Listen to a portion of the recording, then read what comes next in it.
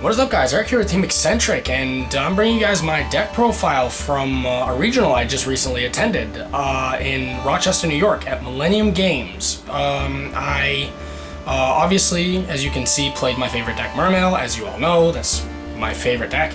And yeah, I did relatively well. I went X3 in 8 rounds of Swiss, so I won 5 matches, lost 3. So I didn't get to top. I ended up getting 50th place, which I guess out of over 200 players isn't terrible.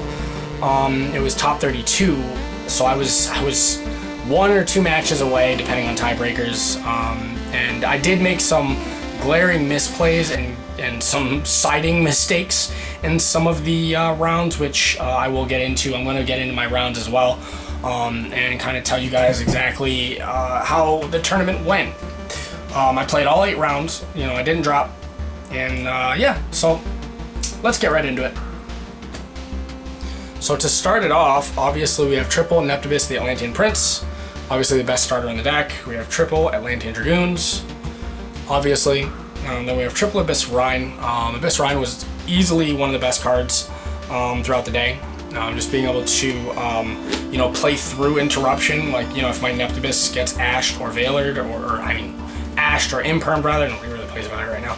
But if, you know, if my Neptibus gets impermed or veilered, or ashed, sorry, then I just follow up with this. Also, triple Mermail Visteus. Definitely a strong 1.5 card starter. You have to ditch a water to use it, but it's still strong nonetheless. Triple Mermail Vis Pike.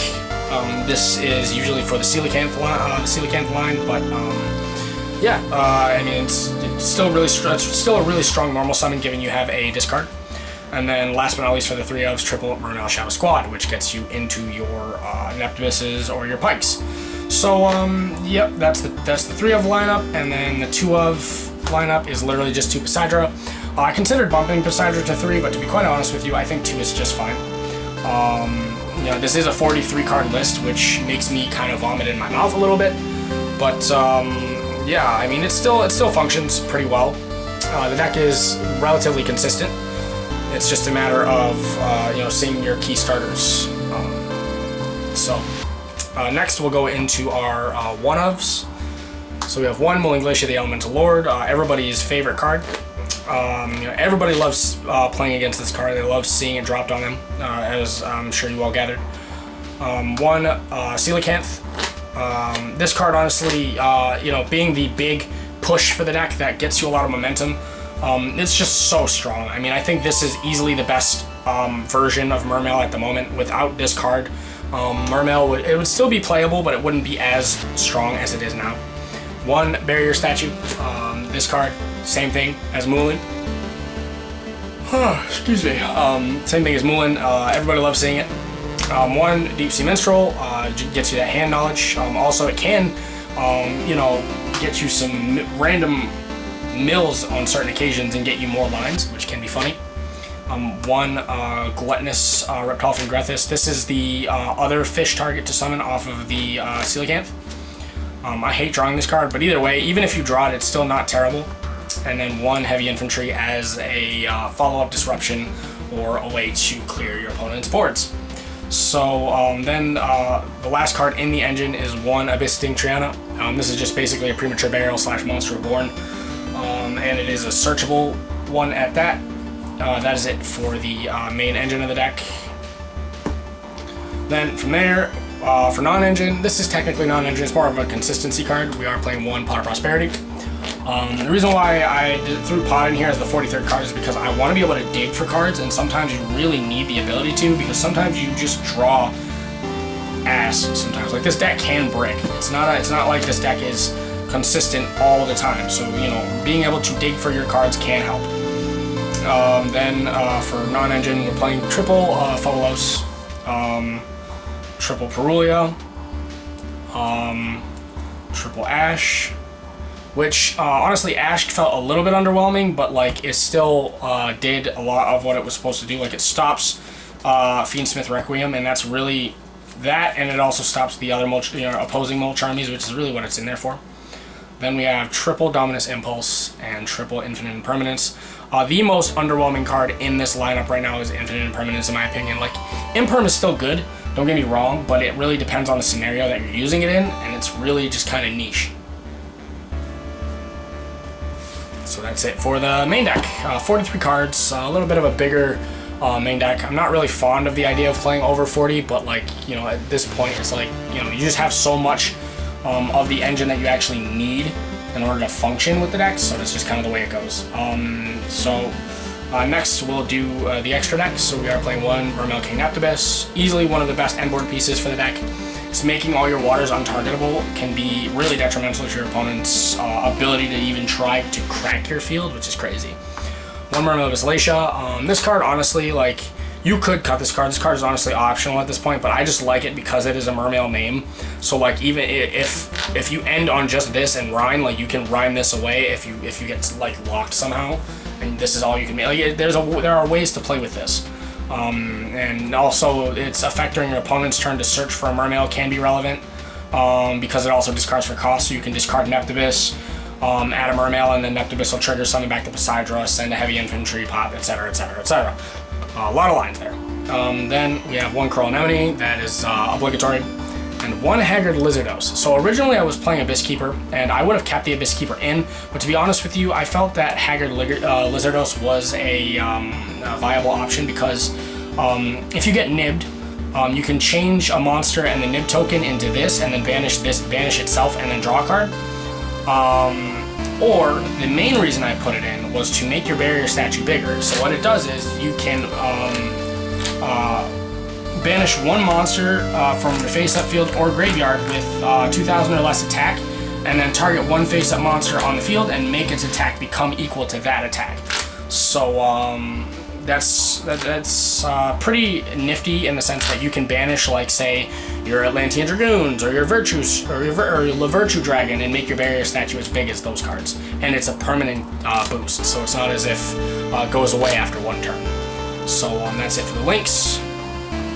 Then we play one Poseidra. I've seen a lot of people bump this up to 2, and I slightly disagree, only because I feel as if you're really needing 2, then you're kind of already in a losing position.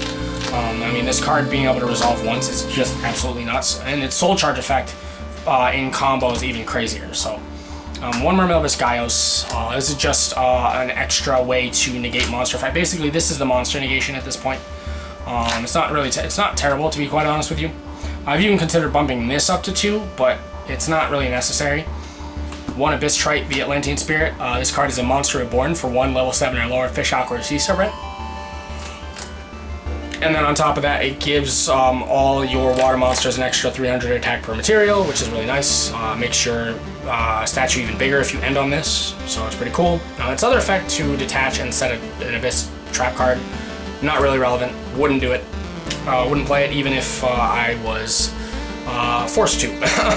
It's very bad. So then one number 4 Stealth Dragon. This card is mainly in here for time, but it's also in here for the ability to protect your Stealth Dragon to protect your barrier statue rather, if you can't establish the Lizardos, which you should be able to, but like, there are certain lines where, like, you know, having the Stealth Dragon is actually better.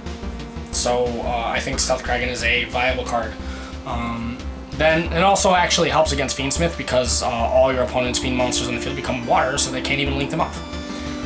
Then one Snowdust Giant, the sad replacement for Bahamut Shark, as we all know. Very sad indeed.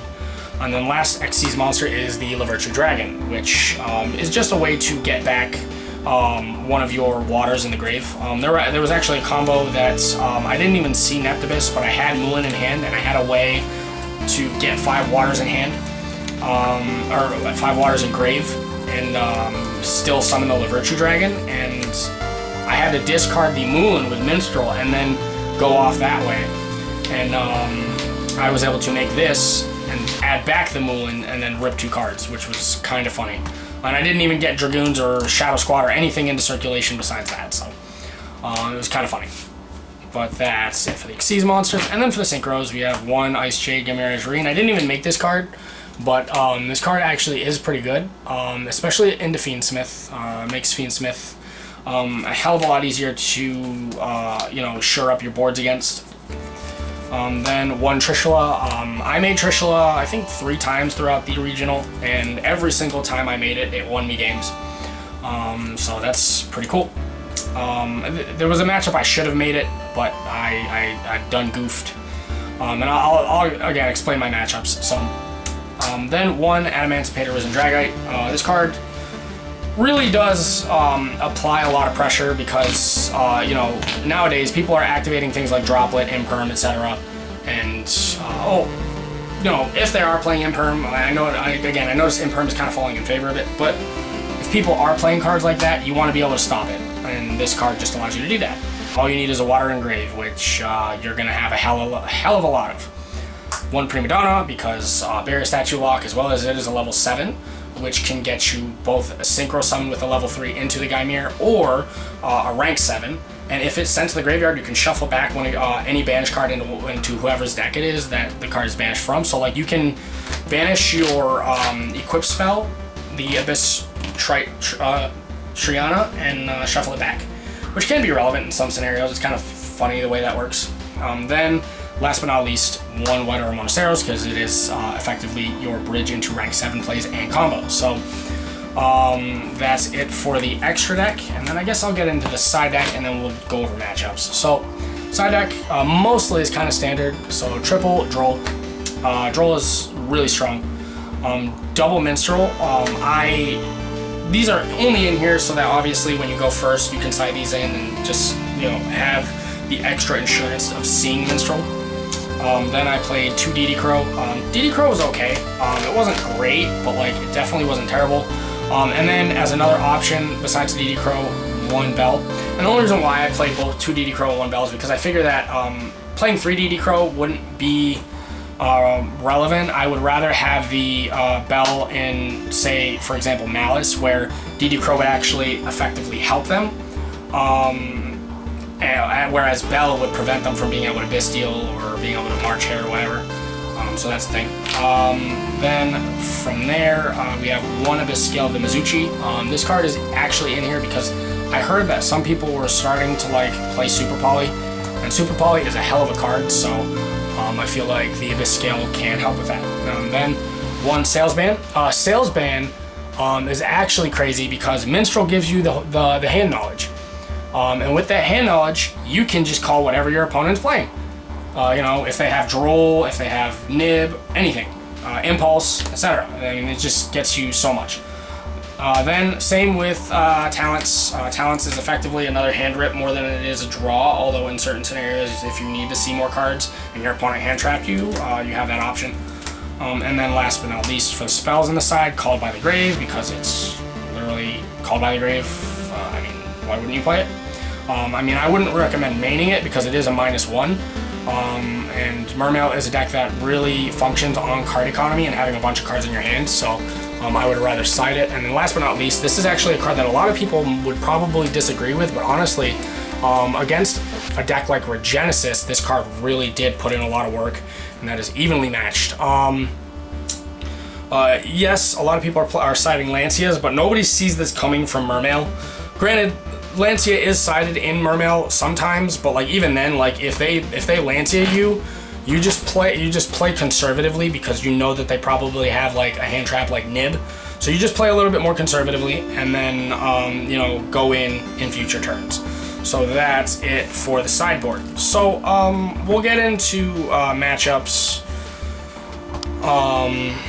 So matchups were. Round 1, I played against Kashtira Regenesis. I won that. I won game 1, lost game 2, won game 3. It was, you know, pretty standard for the most part. Game 1, I set up the board. He couldn't break it. Game 2, he set up a board and I couldn't break it. Game 3, not only did I set up a board, but I was able to hand loop him for a ton of cards. So there was that. Then round 2. I played against Branded, actually a fellow YouTuber and one of my good friends, Chris, or on YouTube, he's known as Metagames GX. Definitely the best Branded player I know for sure, and in my opinion, probably the best on YouTube without a doubt. I would say that like if you want branded anything, go to that guy. And to be honest with you, I need to learn that deck from him. Really great guy, really great player. I appreciate that dude. But we had a match and I lost to him. But I should have won. I should have won. It was just kind of a mistake in terms of siding. But so game 1, I'm pretty sure he won game 1. I don't remember exactly how the match went. I just remember how game 3 went more than anything. So game 3, I sided out the barrier statue thinking that I'm going first, or he's going first, so I might as well, try to break board and OTK. So I sided out the barrier statue thinking that it wasn't going to be as much of a grind, it was just going to be a matter of breaking board and trying to kill. And it ended up being a lot grindier of a match than expected. Not because Brandon can't grind, but more so because, like, if he doesn't lock me with any of his Sanctifier locks, then I can easily play through most boards, which I did manage to do. I broke his board, and from there, I'm pretty sure I also hand trapped him. But from there, I proceeded to attempt to set up the barrier lock, where I break his board, couldn't do enough damage to kill him. I did like 6,600 damage, I think. And then I tried to set up the barrier statue lock to just lock him out of the game, and that didn't work because I sided out my barrier statue. So the end board that I ended up with was not good at all. I had one more disruption, and then he was able to play through that, and then we had like one more turn. And we were like almost down, we were pretty much down to time, and he just was able to crack through my field. And then towards the end of it, all I had was a Poseidon left, and he was just able to kill me. So, but it was a very, very good, solid game of Yu-Gi-Oh! It wasn't like it was super one-sided on either end. But yeah, so shout-outs to Metagames GX, Chris, really good guy. Really would love to get some testing in with him. Maybe we'll see a dual video at some point with him. That'd be great. But yeah, so moving on, round 3, I played against Regenesis Cash Chimera, which was a pretty crazy combo deck. I took the win by a very slim margin. I was very, very lucky in that game. Game 1 I lost. Game 2 I won. So I lost the die roll. So game 1 he set up a board I couldn't break with Sage and the Regenesis Birth, and I didn't really draw much besides Neptibus, which could get me a lot, but he also had hand traps. And then game 2, I went first again because I lost game 1, so I went first again, sided in all my going first stuff, hand looped him, and then game 3, I Perulia'd him and drew a bunch of engine that could crack through his field, and that was the end of it. So, moving forward, round 4 was against Malice, and that matchup was actually really interesting. So game 1, he set up a bunch of cards, and all I had was Impulse, but he Lingery-bowed really early, so I couldn't even really do much there. Game 2, I went first, I hand looped him as per the usual, and barrier locked him as per the usual. And game 3, he again Lingery-bowed early, but I kind of forced, I guess he must have had a bad hand, but I kind of forced him to play weirdly, because I still activated the Impulse, figuring that, like, because I saw his facial expression and his hand clearly wasn't very good, so I'm like, okay, maybe if I Impulse him, even with the Lingery-bow, maybe he'll be forced to play with less cards.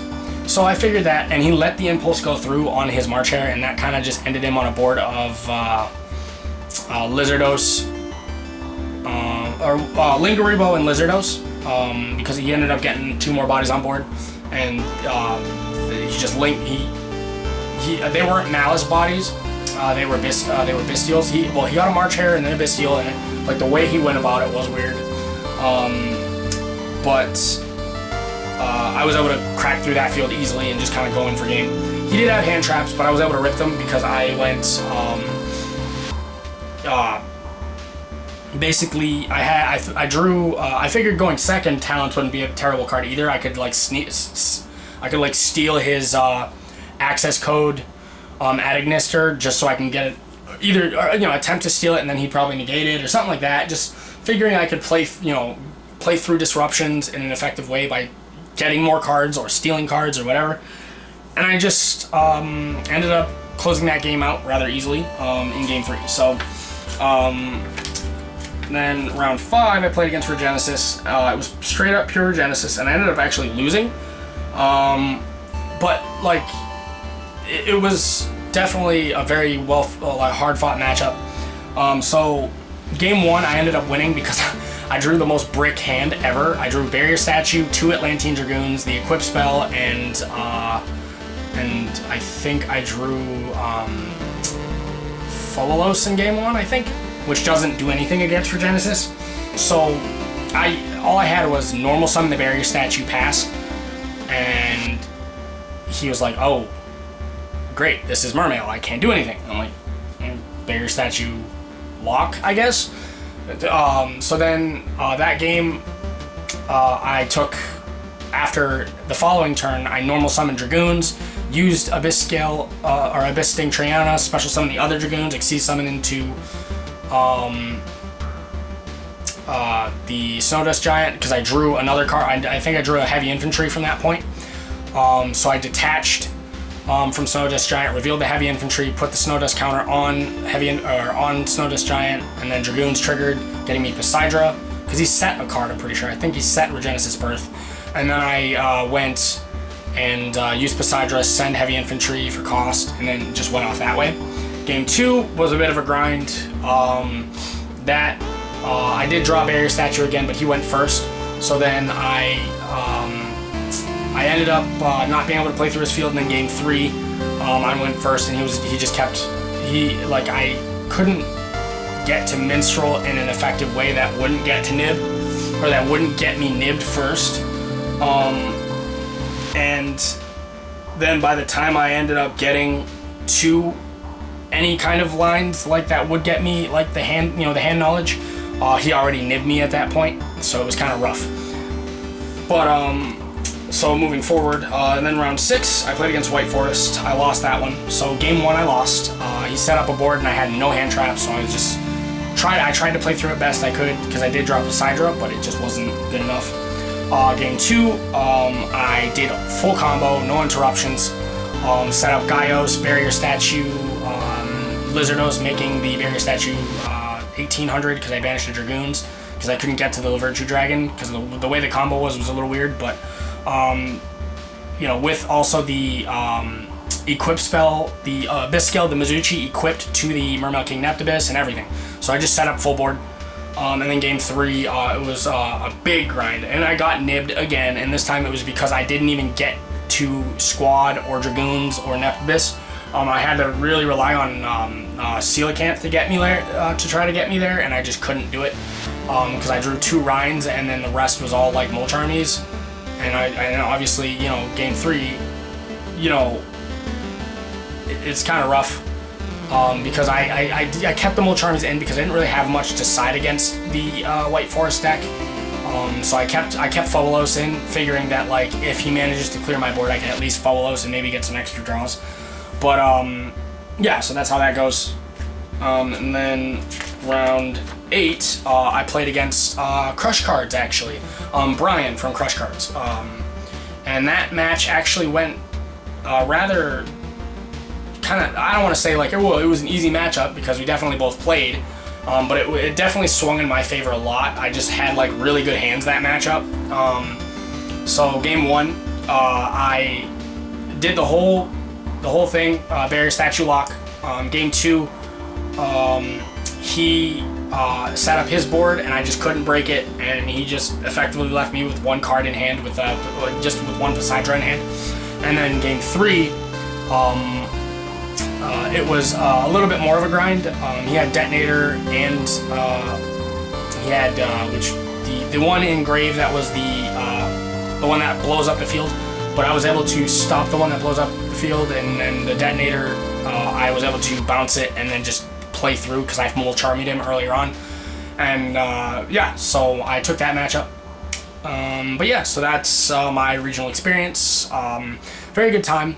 I also met a lot of good Yu-Gi tubers. I met Distant Coder. He's a funny dude, really good dude. Seems like he, is very, he's very funny.